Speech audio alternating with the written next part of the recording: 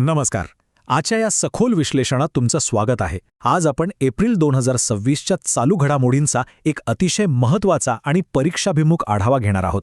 माहितीचा हा प्रचंड साठा आपण एका रंजक प्रश्नमंजुषेच्या स्वरूपात फटाफट पाहणार आहोत, जेणेकरून स्पर्धा परीक्षांसाठी लागणारे हाय यील्ड आणि सर्वात महत्त्वाचे मुद्दे तुमच्या सहज लक्षात राहतील.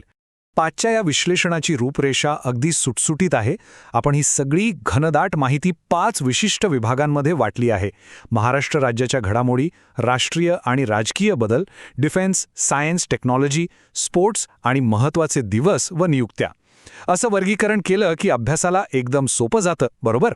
चला तर मग लगेच सुरुवात करूया आपल्या पहिल्या विभागापासून, महाराष्ट्र राज्याच्या घडामोडी. MPSC आणि पोलीस भरतीसाठी हा तर आपल्या अभ्यासाचा मुख्य पायाच आहे. आता मला सांगा, राज्याच्या पायाभूत सुविधांचा विचार करता ST महामंडळाच्या ताफ्यात नुकत्याच किती नवीन इलेक्ट्रिक बसेस दाखल झाल्या आहेत? थोडा विचार करा बरा. आणि उत्तर आहे 500. होय, 500 नवीन इलेक्ट्रिक बसेस. STच्या ताफ्यात या बसेसचा समावेश होणं हे सार्वजनिक वाहतुकीच्या दृष्टीने एक अतिशय मोठं आणि ग्रीन पाऊल आहे. फक्त बसेस नाही तर इतरही बऱ्याच महत्त्वाच्या घडामोडी राज्यात सुरू आहेत. लाडकी बहिणी योजनेचा 3रा टप्पा यशस्वीरित्या पूर्ण झालाय. मुंबई-पुणे एक्सप्रेसवेवर आता हायटेक CCTV नजर ठेवून असणार आहेत. तिकडे नागपूर मेट्रोच्या फेज 2चं काम अगदी जोरात सुरू आहे आणि राज्यातील महिला बचत गटांसाठी 0% व्याजाने कर्ज मिळण्याचा मार्गही मोकळा झालाय. शिक्षण क्षेत्रातील हा बदल पहा. हे अगदी उत्तम प्रकारे स्पष्ट करतं की राज्य आणि केंद्र पातळीवर कसं काम सुरू आहे.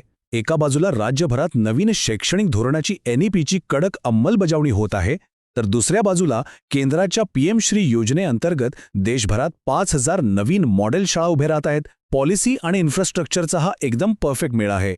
राज्यातून आता थेट देश पातळीवर जाऊया. आपला पुढचा विभाग आहे राष्ट्रीय आणि राजकीय स्तरावरील बदल.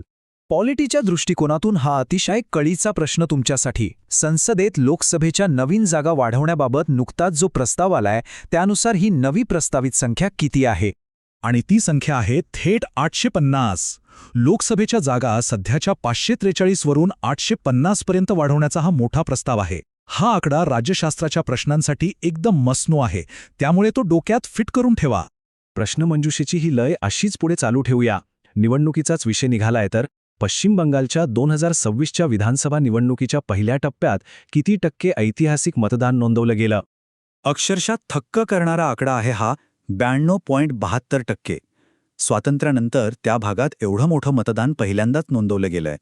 इतर काही राजकीय घडामोडींवर पण नजर टाकूया. 16 एप्रिलला नवी दिल्लीत इंडिया आघाडीची एक अतिशय महत्त्वाची बैठक झाली. इकडे महाराष्ट्रात मुख्यमंत्री एकनाथ शिंदे यांच्या नवीन स्ट्रॅटेजीमुळे ठाकरे गटात काही मोठे फेरबदल होण्याची शक्यता वर्तवली जाते. आणि पश्चिम बंगालमध्ये मतदार यादीतून नावं गाळल्याच्या आरोपावरून राजकीय पक्षांनी निषेध नोंदवला आहे. परीक्षेच्या दृष्टीने ही फॅक्च्युअल माहिती अत्यंत महत्त्वाची आहे. आता वळूया डिफेन्स, सायन्स आणि टेक्नॉलॉजीकडे. स्पर्धा परीक्षांमध्ये या विषयांमधून थेट आणि फॅक्च्युअल प्रश्न पडतातच. इथे देशाच्या आधुनिकीकरणाचा वेग पहा. DRDOने नवीन प्रगत क्षेपणास्त्र प्रणालीची यशस्वी चाचणी केली आहे. नौदलाने मालवण ही अँटी सबमरीन युद्धनौका आणि दुनागिरी ही स्टेल्थ फ्रिगेट आपल्या ताफ्यात सामील करून घेतली आहे.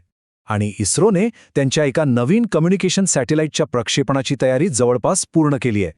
आणि तंत्रज्ञानात आपण किती पुढे विचार करतोय याचं उत्तम उदाहरण म्हणजे 5G नंतर आता केंद्र सरकारने थेट 6G तंत्रज्ञानाच्या संशोधनासाठी एक स्पेशल लॅब स्थापन केली आहे. आहे की नाही कमाल? चला आता सगळ्यांच्या आवडत्या क्रीडा आणि पुरस्कार या विभागाकडे येऊया. स्पर्धा परीक्षांसाठी हा तर हमख्यास मार्क्स देणारा विभाग आहे. एक अतिशय प्रेरणादायी प्रश्न विचारतो. दोन्ही हात आणि दोन्ही पाय नसतानाही नुकती जगातील पहिली क्वाड्रुपल अँप्युटी तिरंदाजी चॅम्पियन कोण बनलीये? यांचं नाव आहे पायल नाग. हे नाव आगामी सर्व परीक्षांसाठी तुमच्या मेमरीत कायमस्वरूपी लॉक करून ठेवा. खरोखरच ही एक ऐतिहासिक कामगिरी आहे. तसंच आंतरराष्ट्रीय स्तरावर आणखी एक मोठा रेकॉर्ड झालाय.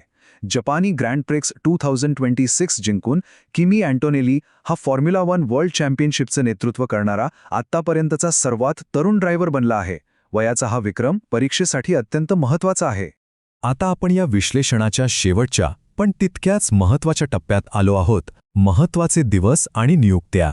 इथे फक्त रिव्हिजन आणि पाठांतरच कामी येतं. तर या तारखा अगदी तोंडपाठ असायला हव्यात. 7 एप्रिल जागतिक आरोग्य दिन, 14 एप्रिल डॉक्टर बाबासाहेब आंबेडकर यांची 135वी जयंती. हा 135वा आकडा विशेष लक्षात ठेवा. 24 एप्रिल राष्ट्रीय पंचायत राज दिन आणि 25 एप्रिल जागतिक मलेरिया दिन. चालू घडामोडींसोबतच करिअरच्या संधींबद्दल अपडेट राहणंही तेवढंच गरजेचं आहे. UGC नेट जून 2026ची नोटिफिकेशन आली आहे. अर्ज करण्यासाठी 20 मे ही शेवटची तारीख आहे. RBIने ग्रेड बी अधिकाऱ्यांच्या थेट भरतीची घोषणा केली आहे आणि महाराष्ट्र शासनाच्या आदिवासी विकास विभागाने चौकीदार पदासाठी 478 जागांची भरती जाहीर केली आहे. तर मग एप्रिल 2026चे हे सर्व हाय यील्ड फॅक्ट्स आगामी परीक्षांसाठी तुमच्या डोक्यात पूर्णपणे लॉक झालेत का? हे तपासायचं असेल तर GS ई-स्टडी पॉइंट अशा मोफत ऑनलाईन सराव चाचणी पोर्टल्सवर नक्की टेस्ट देऊन पहा. आजच्या या विश्लेषणात एवढंच. हा अभ्यास तुम्हाला आगामी परीक्षांमध्ये नक्कीच यशाकडे घेऊन जाईल. All the best.